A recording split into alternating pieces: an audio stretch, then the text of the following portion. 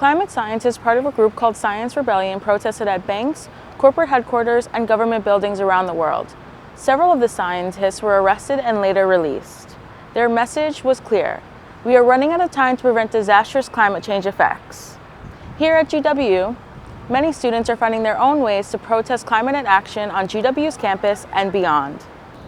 To demand climate justice at GW, Sunrise GW hosted a fossil-free festival. Attendees met in the university yard for games, free food, and live music.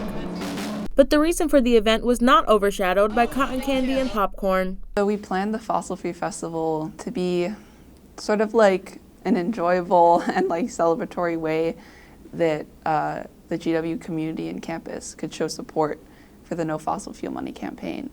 The festival even introduced some guests to Sunrise GW's No Fossil Fuel Money campaign, which demands GW to stop taking money from fossil fuel companies. I wasn't really aware of GW's complicity on the usage of fossil fuels, so I think it's really important for them to have this message. GW promised divestment from the fossil fuel industry by 2025, but Sunrise GW explains that divestment is not enough.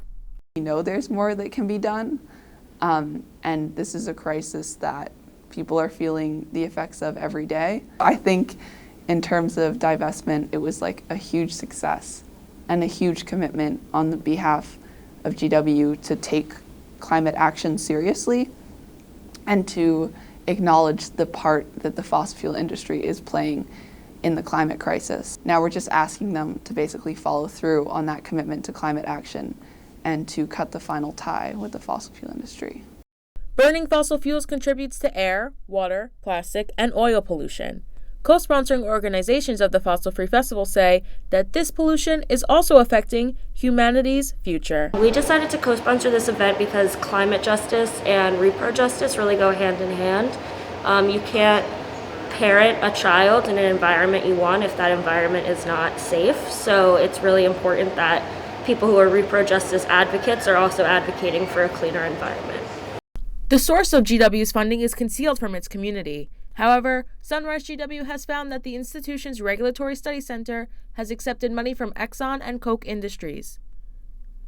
The two companies' main profits come from investments in fossil fuels. The profits from burning fossil fuels are then reinvested in things like the RC and other centers that pump out misinformation and continue our policy of apathy towards the climate. When reached out to for comment on RSC's research spreading climate misinformation, RSC Director Susan Dudley did not respond. However, Sunrise GW remains persistent in making GW an example of fighting climate change through academic institutions.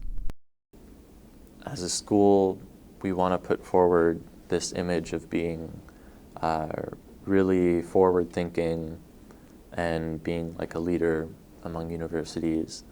But if we continue to take money from the fossil fuel industry, if we continue to contribute towards the climate crisis in that way, we really can't call ourselves leaders in that way.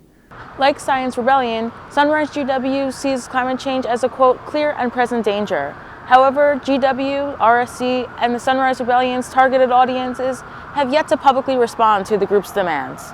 For GW News, I'm Jojo Macaluso.